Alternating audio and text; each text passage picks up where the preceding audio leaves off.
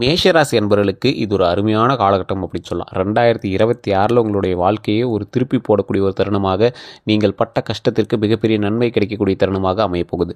நிறைய பேர் சொல்லியிருப்பாங்க, சார் 2026 மேஷத்துக்குலாம் அவ்வளோவா ஒன்றும் சொல்லியே அப்படின்னு நிறைய பேர் எதிர்பார்த்துருப்பீங்க. ஆனால் நீங்கள் கவலையே பட தேவையில்ல சார். இன்னைத்து காலகட்டத்திலேருந்து நீங்கள் எடுக்கக்கூடிய ஒவ்வொரு ஸ்டெப்பும், அதாவது இந்த டிசம்பர் மாதத்துலேருந்தே நீங்கள், அதாவது 2025 டிசம்பர்லேருந்தே நீங்கள் எடுக்கக்கூடிய ஒவ்வொரு ஸ்டெப்புமே உங்களுடைய லைஃப்பில் மிகப்பெரிய மாற்றத்தையும் உங்களுக்கு மிகப்பெரிய வரவையும் கொடுக்க போகுது. அந்த ஃபஸ்ட்டு 3 மாதம், அதாவது ஜனவரி, பிப்ரவரி, மார்ச் அது எப்படி இருக்குது அப்படிங்கிறதெல்லாம் கொஞ்சம் டவுட்டு தான். ஏன்னா நீங்கள் எடுத்த உடனே உங்களுக்கு வந்து லாட்ரி அடிக்குமான்னு கேட்டால் அப்படி கிடையாது. உங்களுடைய உழைப்பிற்கான ஊதியம் கிடைக்கும். நீங்கள் எதிர்பார்த்த ஒரு விஷயம் வந்து ஒரு 90% மேலே கிடைக்கும். இப்போ ஒரு எக்ஸாம்பிளுக்கு நீங்கள் வந்து ஒரு தொழில் பண்ணுறீங்க, ஒரு 100% அச்சீவ் பண்ணுறது ரெடி பண்ணுறீங்க, ஒரு 100 பொருள் கையில் வச்சுருக்கீங்க, 100மே எனக்கு விற்றுணும் அப்படின்னு ஆசைப்பட்றீங்க. ஆனால் ஒரு 90 பொருள் விற்றுறது ஒரு 10 பொருள் நிற்கும். இருந்தாலும் அந்த ஒரு 50 பொருள் விற்றாவே நம்மளுக்கு வந்து அன்னைக்கு லாபத்துக்கு மேலே வந்துடும், அசலுக்கு மேலே அன்றைக்கி வருமானம் வந்துடும். பார்த்தீங்களா? அந்த மாதிரி ஒரு 90 வரும்போது உங்களுக்கு ஒரு மன நிம்மதியாக இருக்கும். பரவாயில்ல, ஒரு 10 தானே, நாளைக்கு விற்றலாம் அப்படிங்கிற மாதிரி அது சேமாக இருக்கும். பார்த்தீங்களா? அந்த மாதிரி ஒரு தருணம் உங்களுடைய வாழ்க்கையில் இனி வரக்கூடிய காலகட்டங்கள் அமைய போகுது. இது ஃபஸ்ட்டு 3 மாதங்கள் உங்களுக்கு கொஞ்சம் தாமதமாக தான் அமையும். அதனால தான் நிறைய பேர் என்ன சொல்லியிருக்காங்க அப்படின்னா, 2026 மேஷ ராசிக்கு ஓரளவுக்கு தாங்க அப்படின்னு சொல்லியிருப்பாங்க. ஆனால் இந்த ஃபஸ்ட்டு 3 மாதத்தை கம்பேர் பண்ணும்போது மீதி அந்த 7 மாதம் இருக்குது சார். அந்த 7 மாதத்தில் நீங்கள் பண்ணிங்க அப்படின்னா ஆட்டோமேட்டிக்காக உங்களோட லைஃப்பில் வந்து மிகப்பெரிய நன்மை உண்டாகும். அதே மாதிரி இந்த 2026 உங்களை கொஞ்சம் வச்சும் செய்ய போகுது, கொஞ்சம் சுழற்றியும் அடிக்க போகுது. அது எந்த விஷயத்தில் அப்படிங்கிறத நம்ம பார்க்கலாம். அதுக்கு முன்னாடி நிறைய பேரோட ஜாதகத்தை தனித்துவமாக பார்க்கணும் அப்படின்னு ஆசைப்படுறீங்க. கீழே கான்டாக்ட் நம்பர் டீட்டெயில்ஸ் கொடுத்துருக்கேன் சார். தயவு செய்து உங்களுடைய லோக்கல்லையுமே நீங்கள் ஜாதகம் பார்க்கலாம், ஒன்றும் பிரச்சனையே கிடையாதுங்க. ஆனால் நிறைய பேருக்கு சாட்டிஸ்ஃபை ஆகலை, நாங்கள் அங்கே வந்து பார்க்க முடியல அப்படிங்கிறவங்க மட்டும் கீழே இருக்கிற நம்பரை கான்டாக்ட் பண்ணி உங்களுடைய பிறந்த தேதி, பிறந்த நேரம், பிறந்த ஊர் இதை 3 சொல்லி நீங்கள் வந்து ஜாதகம் பார்த்துக்கலாம். அதே மாதிரி இந்த மேஷ ராசிக்காரர்கள் மட்டுமல்லாது எல்லா ராசிக்காரர்களுக்கும் தகுந்த உன்னதமான சில விஷயங்கள் நாம் வந்து சொல்லிட்டு தான் இருக்கோம். அதாவது இந்த ராசிக்காரர்கள் எந்த இடத்துக்கு போனால் உங்களுக்கு நன்மை கிடைக்கும், இந்த பரிகாரம்லாம் சொல்லி உங்கள்கிட்ட காசை ஏமாத்துறது இந்த மாதிரிலாம் எதுவுமே கிடையாதுங்க. உங்களுக்கு நல்ல லைஃப்பில் புரிஞ்சுக்கோங்க. உங்களுக்கு விதியின்பால் இந்த விஷயம் நடக்கும் அப்படின்னா கண்டிப்பாக நடந்து தீரும். அதை எப்படி நீங்கள் வந்து அதற்கு தகுந்த மாதிரி மாற்றிக்கிறீங்க அப்படிங்கிறத பொறுத்து. ஒரு எக்ஸாம்பிள் சொல்கிறேனே, ஒரு ஜோதிடர் வந்து ஒருத்தர் சொல்லியிருக்கார். அதாவது ஒருத்தர் வந்து ஒரு ஜெயிலுக்கு போகிற மாதிரி ஒருத்தருக்கு வந்து ஒரு தருணம் இருந்திருக்கு. அந்த காலகட்டம் கண்டிப்பாக வந்து ஜெயிலுக்கு போய் ஆகணும் அப்படிங்கிறது. அப்போ என்ன பண்ணியிருக்காங்க, ஒரு 15 நாட்கள் பக்கத்தில், ஜெயிலுக்கு பக்கத்தில் இருக்கக்கூடிய ஒரு ஹோட்டலில் ரூம் போட்டு தங்க சொல்லி, பாஸ்போர்ட் அவருக்கு அப்லோட் பண்ண சொல்லி, அடிக்கடி அந்த ஸ்டேஷனுக்கு போய் அவங்களோட தகவல்கள், அவங்களோட இன்ஃபர்மேஷன்லாம் வந்து பாஸ்போர்ட்டுக்காகவாது அந்த ஸ்டேஷனுக்குள்ளே அவர் போய் காலை வச்சாகணும் அப்படிங்கிற ஒரு காலகட்டத்தை உருவாக்கி அவங்க வந்து போயிட்டு வர வச்சாங்க. இதுதான் வந்து பரிகாரம். உடனே நீங்கள் ஏதோ ஒரு மிஸ் ஆகுது அப்படிங்கிற உடனே அந்த இடத்துல இருந்து எஸ்கேப் ஆகிறதுக்கு டக்குன்னு ஏதோ பூஜை பண்ணால் சரியாயிடும், அது பரிகாரமே கிடையாதுங்க. ஒரு கடவுளினுடைய கோபத்தை குறைக்கிறதோ, கிரகத்தினுடைய கோபத்தை குறைக்கிறதோ, அந்த இடத்துக்கு நீங்கள் போய் அதை பண்ணிக்க அப்படின்னா சரியாக போயிடும், அவ்வளோதான். அந்த இடத்துல நீங்கள் வந்து உங்களை வந்து ஒரு சுழற்றுவோம் அப்படின்னு ஆசைப்பட்டாரு அப்படின்னா நீங்கள் அந்த இடத்துல போய் ஒரு சுற்றி வச்சுட்டீங்க அப்படின்னா சரியாக போயிடும். இதை தான் பழங்காலத்தில் என்ன பண்ணுவாங்க அப்படின்னா, குருவினுடைய பார்வை வரணும், சனியினுடைய பார்வையிலேருந்து நீங்கள் விலகணும் அப்படிங்கிறதுக்காக அந்தந்த கோவில்களுக்கு போய் பார்த்துட்டு சொல்லுவாங்க. ஏன்னா அந்த வைப் வந்து அந்த இடத்துல மட்டும்தான் இருக்கும். அப்படி நீங்கள் போயிட்டு வரும்போது அதனுடைய கோவமும் தாக்கமும் கம்மியாகும் அப்படிங்கிறதுக்காக அந்த இடத்துக்கு வந்து போயிட்டு சொல்லுவாங்க. உன்னோட பார்வையில் வந்துட்டு போயிட்டாங்க, அதனால் இனிமேல் பிரச்சனை இல்லை அப்படிங்கிறத ஒரு உருவாக்குறதுக்காக அந்த இடத்துக்கு வந்து போயிட்டு வந்தோம் அப்படிம்பாங்க. இது நிறைய பேருக்கு தெரியறதில்ல. அந்த கோயிலுக்கு போக சொன்னாங்க, இந்த கோயிலுக்கு போக சொன்னாங்க, போயிட்டு வந்தாச்சு, இன்னும் ஒன்றும் சரியாகல அப்படின்லாம் நிறைய பேர் குழம்பிட்டு இருப்பாங்க. கொஞ்சம் பொறுமையாக நிதானமாக இருந்தால் விதியின் பால் சில விஷயங்கள் நடக்கும், அதன் பால் பல நன்மைகளும் நடக்கும். இந்த ராசிக்காரர்களுக்கு இன்னொரு வினோதமான விஷயம் ஒன்று இருக்குது. மேஷ ராசிக்காரர்கள் வண்டி வாகனத்தில் கவனமாக இருக்கிறது மட்டும் ஒரு பாயிண்ட்டை ப்ளஸ்ஸாக எடுத்துக்கோங்க. நார்மலாக வண்டியில் போயிட்டுருப்பீங்க, ஹை ஸ்பீடு போயிருக்க மாட்டீங்க, ஒரு பெரிய ஸ்டண்ட்லாம் பண்ண மாட்டீங்க. ஒரு அப்ராக்சிமேட்டாக போயிட்டுருக்கிற ஒரு இடத்துல திடீர்னு எவனோ ஒரு கிறுக்கம் உள்ளாடிப்போம், யாராமா அப்படின்னு பார்த்துருக்கும்போது டக்குன்னு உங்களுக்கு தட்டியிருப்பான். அதனால் உங்களுக்கு சின்ன சின்ன காயங்கள்லாம் ஏற்பட்டிருக்கும். இதற்கு முன்னாடி ஏற்பட்டிருந்தது அப்படின்னா பிரச்சனை இல்லை. இந்த ஒரு வருட காலத்தில் உங்களுக்கு ஏற்பட்டிருந்தது அப்படின்னா பிரச்சனை இல்லை. அப்படி இல்லாத பட்சத்தில் உங்களது வாகனம் நீங்கள் கையில் தொட்டிங்க அப்படின்னாவே உங்களுக்கு மிகப்பெரிய கவனம் தேவை. ரொம்ப ரொம்ப கவனமாக இருக்கணும்.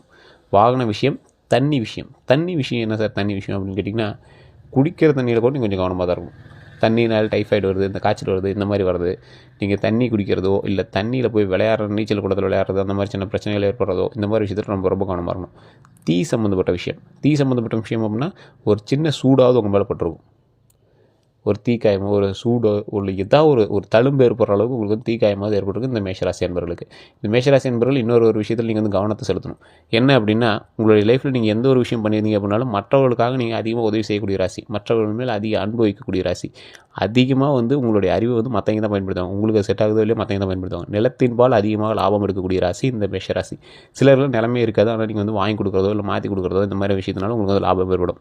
சிலருக்கு தொழிலே வந்து இந்த நிலம் சார்ந்த விஷயங்களாக கூட இருக்கும். சிலருக்கு மக்கள் சேவை வந்து ஒரு தொழிலாக இருக்கும். அதாவது மக்கள் சேவை மையமோ இல்லை மக்களோட இணைந்து செயல்படக்கூடிய ஒரு தொழிலோ அல்லது நீங்கள் போயிட்டு இருக்கிற வேலை வந்து மக்களோடு இணைந்து செயல்படக்கூடிய சில வேலையாக இருக்கலாம். ஸோ இந்த மாதிரி விஷயங்கள் உங்களுக்கு வந்து அமைஞ்சிருக்குது வாய்ப்புகள் 100% இருக்குது. மேஷராசிக்காரர்கள் அதிக துன்பத்தை தாங்கியவர்கள், நிறைய துயரத்தை தாங்கியவர்கள், சில துரோகத்தை தாங்கியவர்கள். இவர்களுக்கு மிகப்பெரிய ஒரு புண்ணியமாக கடவுள் கொடுத்த வரமாக இந்த 2026 அமைய போகுது. ஒரு 3 விஷயத்தில் நீங்கள் கவனமாக இருந்தீங்க அப்படின்னா அதுக்கு மேலே நீங்கள் பிரச்சனையே கிடையாது. அந்த 3 விஷயம் என்னென்னு முன்னாடியே சொல்லியாச்சு. தண்ணி, வாகனம், தீ. அதே மாதிரி மற்றவங்களுக்கு போய் சப்போர்ட் பண்ணும்போது கொஞ்சம் கவனம் தேவை. நீங்கள் மக்களுக்கு சேவை செய்கிறீங்க அப்படின்னு போகிறீங்க, ஒரு சின்ன டாக்குமெண்ட் எரரோ அல்லது ஏதாவது ஒரு டாக்குமெண்ட் சம்மந்தப்பட்ட விஷயத்தில் நீங்கள் வந்து மாட்டுவீங்க. அந்த மாதிரி மாட்டும்போது இல்லீகலாக பண்ணுறோம் அப்படின்னு நீங்கள் போய் பெரிய லாக்கில் மாட்டிக்காதீங்க. அதுதான் உங்களுக்கு வந்து மெயின் ப்ளஸ்ஸு. அதே மாதிரி இந்த ராசிக்காரர்கள் ஒரு மிகப்பெரிய லாபகரமான சில விஷயத்தையும் நீங்கள் பண்ணுறதுக்கு ஸ்டார்ட் பண்ணுவீங்க. உங்களோட கூட்டு தொழில்கள் உங்களுக்கு அதிகமாகவே மேட்ச் ஆகும். சில ராசிலாம் கூட்டு தொழிலே செட் ஆகுது, ஆனால் உங்களுக்கு கூட்டு தொழில் செட் ஆகும். ஆனால் யாரை நீங்கள் வந்து கூட்டு சேர்த்துக்கிறீங்க அப்படிங்கிறது பொறுத்தா இருக்குது. ஸோ சிலரை வந்து நீங்கள் கூட்டு சேர்த்துட்டீங்க அப்படின்னா உங்களை வந்து டாமினேட் பண்ண ஆரம்பிப்பாங்க. அது வந்து உங்களுக்கு எப்பவுமே பிடிக்காது. எது உங்களுக்கு செட் ஆகுதோ அதுதான் நீங்கள் பண்ணணும் அப்படின்னு ஆசைப்படுவீங்க. ஸோ அப்படி இருக்கக்கூடிய தருணத்தில் இந்த மேஷராசிக்காரர்கள் மிகப்பெரிய வினோதமான ஆற்றல் கொண்டவர்கள். அதனால் ஈஸியாக வந்து மற்றவங்க எப்படி அப்படின்னு ஈஸியாக கேதர் பண்ணிடுவீங்க. இவன் இப்படி தான், இவன் ஒரு கிறுக்கன், இவன் சரியானவன், இவன் வந்து ஒரு கரெக்டாக பண்ணுவான், இவன்கிட்ட போனால் நம்மளை டாமினேட் பண்ண ஆரம்பிப்பான், இவன்கிட்ட போனால் நாம் டாமினேட் பண்ணலாம் அப்படின்னு உங்களுக்கு எது தேவையோ அதை பார்த்து தான் நீங்கள் வந்து செயல்படுவீங்க. உங்களுடைய கணிப்புகளை யாராலையும் கணிக்கவே முடியாது. அதனால தான் நீங்கள் வந்து மக்கள் மையத்தில், அதாவது ஒரு மக்கள் சேவை மையமோ இல்லை மக்களுக்கு தகுந்த மாதிரி ஏதோ ஒரு வக்கீலோ இல்லை ஏதோ ஒரு தொழில் சார்ந்தோ அரசியல் சார்ந்தோ இந்த மாதிரிலாம் நீங்கள் வந்து இருப்பீங்க. இது வந்து உங்களுக்கு ஈஸியாக மற்றவங்களை டேக்கிள் பண்ணக்கூடிய திறன் தெரியும், ஸ்ட்ராட்டஜி தெரியும். அவனை இப்படி பண்ணால் அவனை வந்து டேக்கிள் பண்ணலாம், இப்படி பண்ணால் அவனை வந்து மாற்றலாம் அப்படிங்கிற நோக்கம் தெரிஞ்சவங்க இந்த மேஷராசிக்காரர்கள். நிறைய பேர் சொல்லுவாங்க, இந்த மேஷராசிக்காரன் இவன் ஒரு கிறுக்கன், இவனை பற்றி இப்படி சொல்கிறாங்க அப்படிம்பாங்க. சார், இவர் மிகப்பெரிய ஜீனியஸ் அப்படிங்கிறது நிறைய பேருக்கு தெரியாது. உள்ளுக்குள்ளே இருந்து பல வேலைகளை இவங்க பண்ணிடுவார். அமைதியாகவே இருப்பார். இவர் தான் பண்ணார் அப்படின்னு தெரியாது, அந்த பேக்ரவுண்டில் இவர் தான் வந்து வேலையை செஞ்சிருப்பார். அந்த மாதிரி சில விஷயங்கள் செய்கிறதுல இந்த மேஷராசிக்காரர்கள் மிகப்பெரிய ஒரு ஆற்றல் அப்படின்னு சொல்லலாம். இந்த ராசிக்காரர்களுக்கு தொழில் சார்ந்த விஷயங்கள் அமோகமாக இருக்கும். குழந்தைகளினுடைய வரவு உங்களுக்கு அதிகமாக இருக்கும். திருமணம் ஆயிருக்கு அப்படின்னா குழந்தை பிறக்கிறதுக்கான வாய்ப்புகள் 100% இருக்குது. உங்களுக்கு பிரச்சனையே கிடையாது. இந்த டைமில் உங்களுக்கு வந்து ஒரு அருமையான காலகட்டம். வீட்டில் வந்து ப்ரெக்னெண்ட்டாக இருப்பாங்க, நீங்கள் பெண்களாக இருந்தீங்க அப்படின்னா உங்களுக்கு வந்து குழந்தை பேர் வந்து கண்டிப்பாக கிடைக்கும். இது மாதிரி விஷயங்கள் இருக்குது. திருமணம் ஆகாதவர்கள் சென்ற வருடம் திருமணம் ஆகிறதுக்கு வாய்ப்புகள் அதிகம். அப்படி இல்லை அப்படின்னா அடுத்த கரெக்டாக ஒரு 5 மாதம் கழித்து தான் வந்து உங்களுக்கு வந்து திருமண வாய்ப்புகள் அமையுங்க. ஃபஸ்ட்டு 3 மாதம் ஜனவரி, பிப்ரவரி, மார்ச், அதுக்கப்புறமேட்டு தான் தொழில் சார்ந்த விஷயங்கள் உங்களுக்கு அமையுது. தடங்கள் இல்லாத தொழில்கள் அமையுது. அதற்கு மேலே ஒரு 2 மாதம் கழித்து தான் உங்களுக்கு திருமண வாய்ப்புகள் அமையுது. அந்த மீதி 6 மாதம்லாம் உங்களுக்கு சூப்பரான வாய்ப்பு. அந்த ஒரு வருடம் ஃபுல்லாகவே குழந்தைகளுக்கான வாய்ப்புகள் உங்களுக்கு அதிகமாகவே இருக்குது. மற்றபடி வருமானம் அப்படின்னு பார்க்கும்போது ஃபஸ்ட்டு 3 மாதம் நீங்கள் கொஞ்சம் பொறுமையாக தான் ஹேண்டில் பண்ணணும்.